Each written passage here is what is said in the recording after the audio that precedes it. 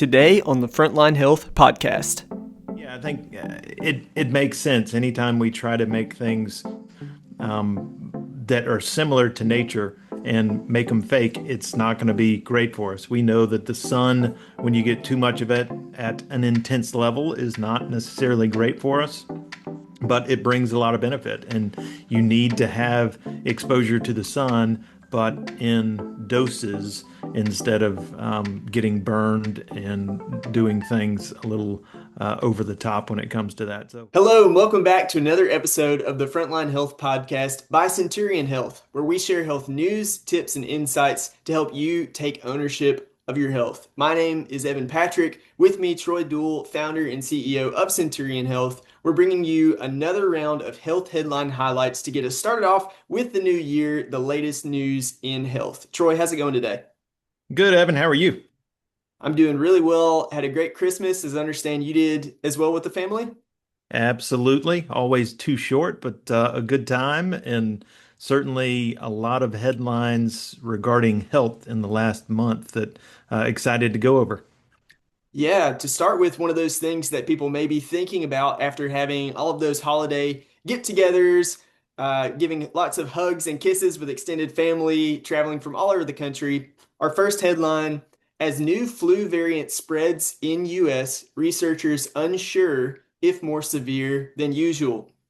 We're still in the middle of trying to figure out whether it's producing worse illness, one researcher says. But some things that we know about this new variant, it's H3N2 subclade K is now dominant in the US and Europe, accounting for about 90% of recent flu cases, which seems like a lot. Research says it's still unclear whether the variant causes more severe illness or simply more infections, though children and older adults may be seeing higher impacts. And health agencies report rising flu activity overall, while COVID-19 remains low and RSV is increasing mainly among young children. Troy, we have seen a slower start to kind of the cough cold season. As I've had conversations with providers in my area, they have said that they have not seen as much early in the season as they usually do. Can we expect with this new flu variant that we're hearing about, do you think that we will see a rise or an increase in flu as things have now gotten colder and as the cold and flu season goes on? I think it's kind of like the sun rising and setting every day. It's going to happen. It's just a matter of when. And when you have kind of this perfect storm that's happened with this new flu variant that started really coming to peak just before Christmas, and then you have everybody starting to get together and cross the country and visit family and friends and all those things, I think it's really probably time for it to peak. And it may be a little later flu season. So you're looking uh, January, February. But I still think we're going to see a lot of flu. We've certainly had a little bit warmer weather that has kept people outside, that's kept people kind of away and getting more sun and vitamin D. But I think it's probably time for it to really kick off. So yeah, it's kind of crazy that it seems that it's happening this late in the season, but every year is a little different, but we do know that flu will come about, and it's always going to be an issue for some people, especially if they're not healthy. So that's where the comorbidities come in that we've always talked about. Yeah, no, I'm curious. I don't know how much you know about this, but I want to pick your brain. I know a big topic every year when flu starts rising is how effective this year's flu vaccine would be in helping to prevent people from catching that or to lessen the severity of it. Do you know anything yet about the flu vaccine that was has been given and this variant, the H3N2, is it going to be effective in helping to prevent it? Haven't really heard anything about whether the flu vaccine matched this particular variant or not.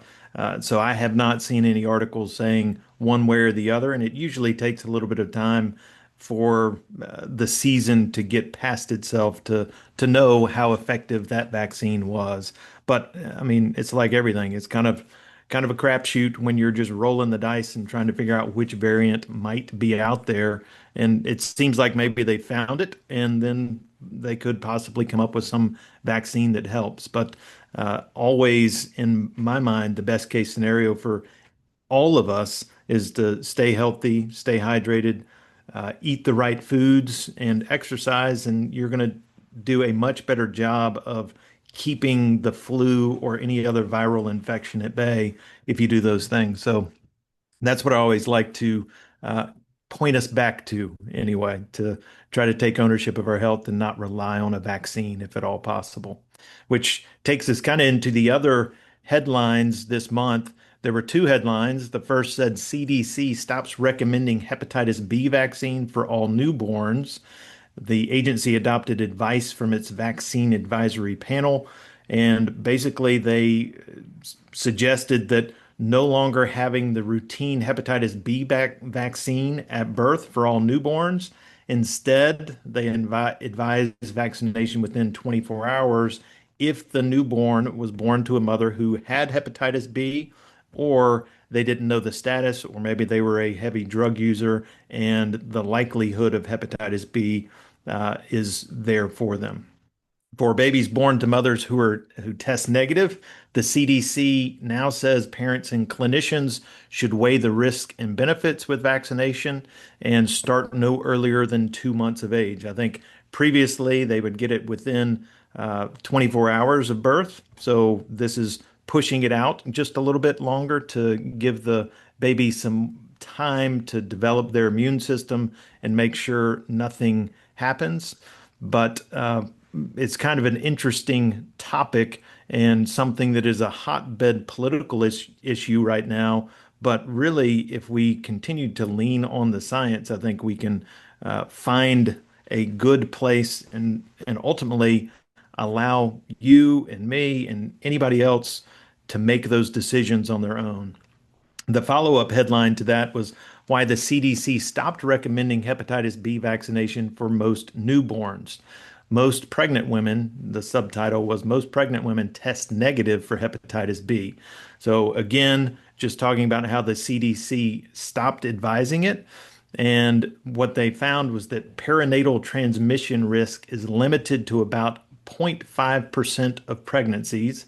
And that came mainly from women, which is no surprise, who had come from countries that had a high rate of hepatitis B or from mothers who were uh, in drug use or were drug users themselves.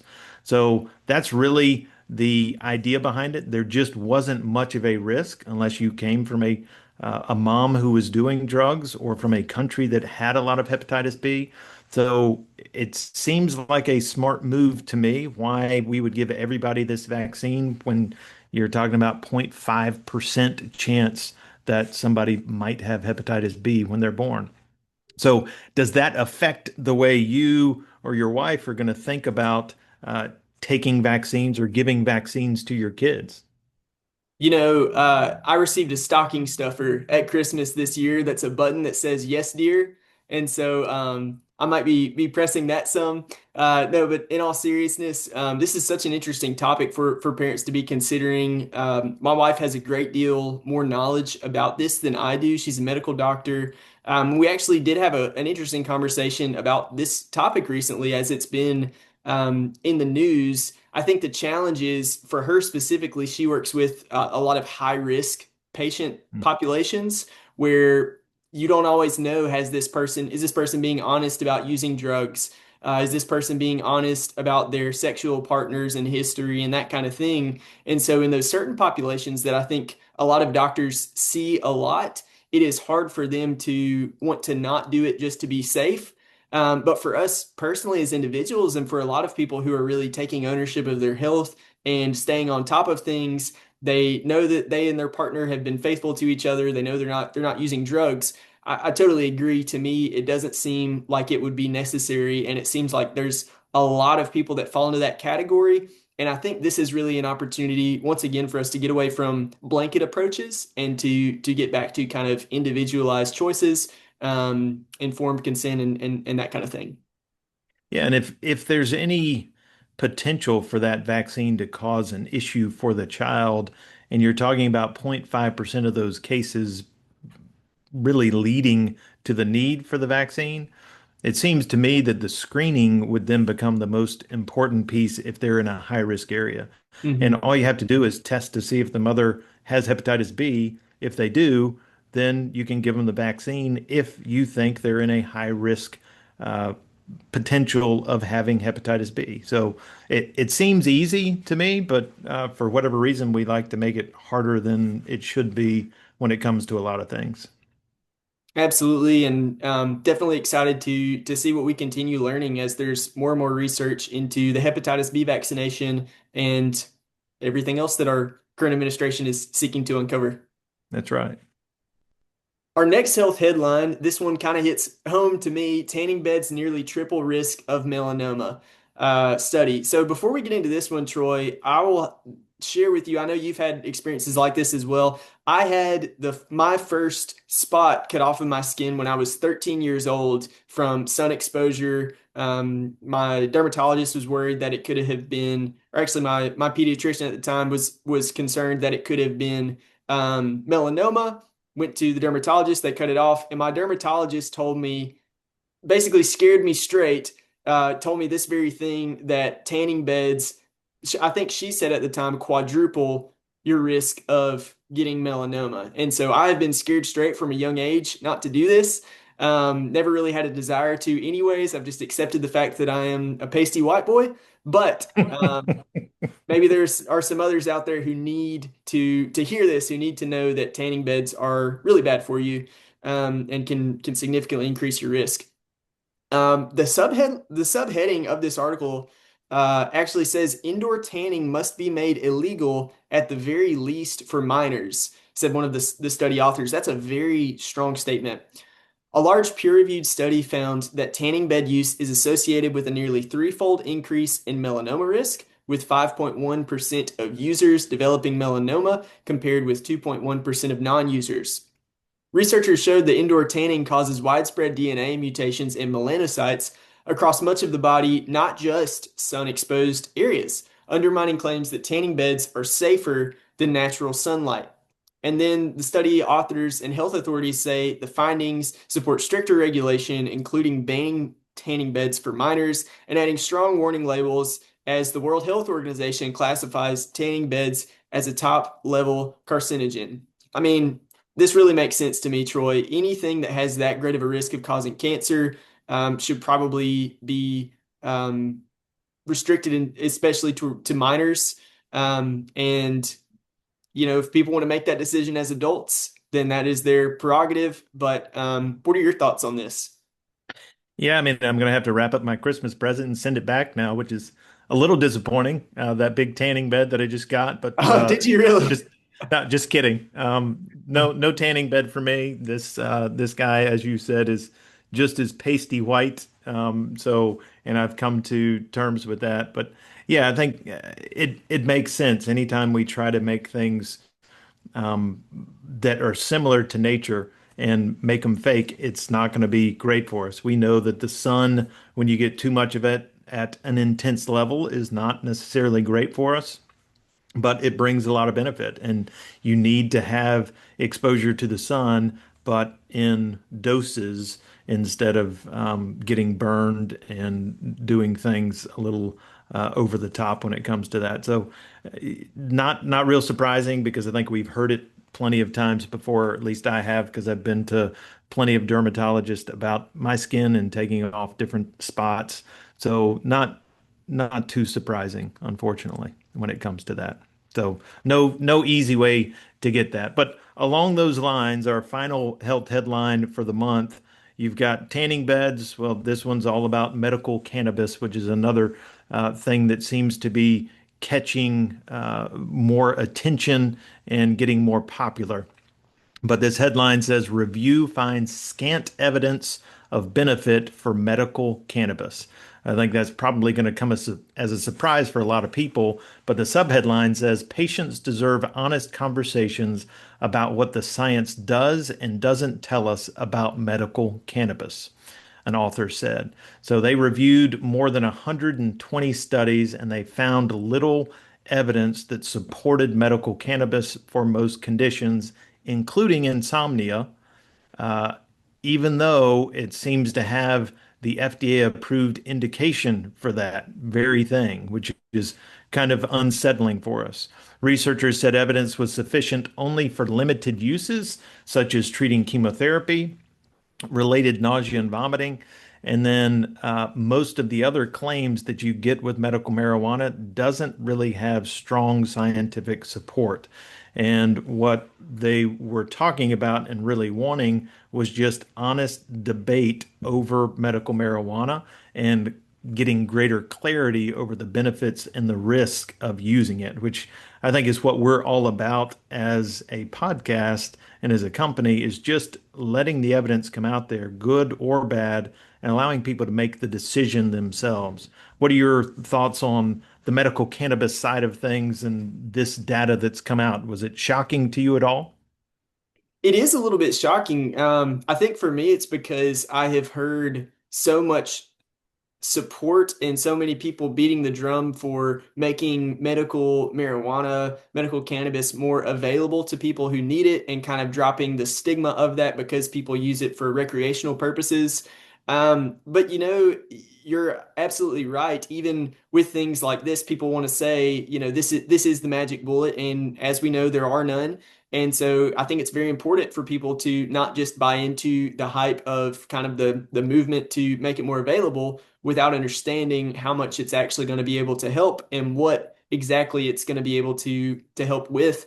Your little note there on the FDA approval process is really interesting as well. It makes you curious what all goes into those approvals, because as we know, there are other ingredients out there that there is a lot of research behind that are not FDA approved. And so, yeah, I think it's really interesting.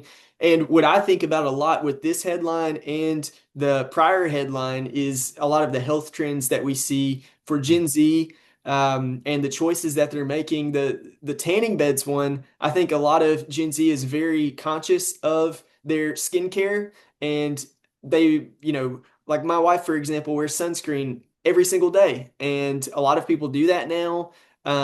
We really are aware of that kind of thing. But then when it comes to something like this, I think, as we'll talk about in a future episode, we're seeing a rise in marijuana for recreational purposes and that kind of thing.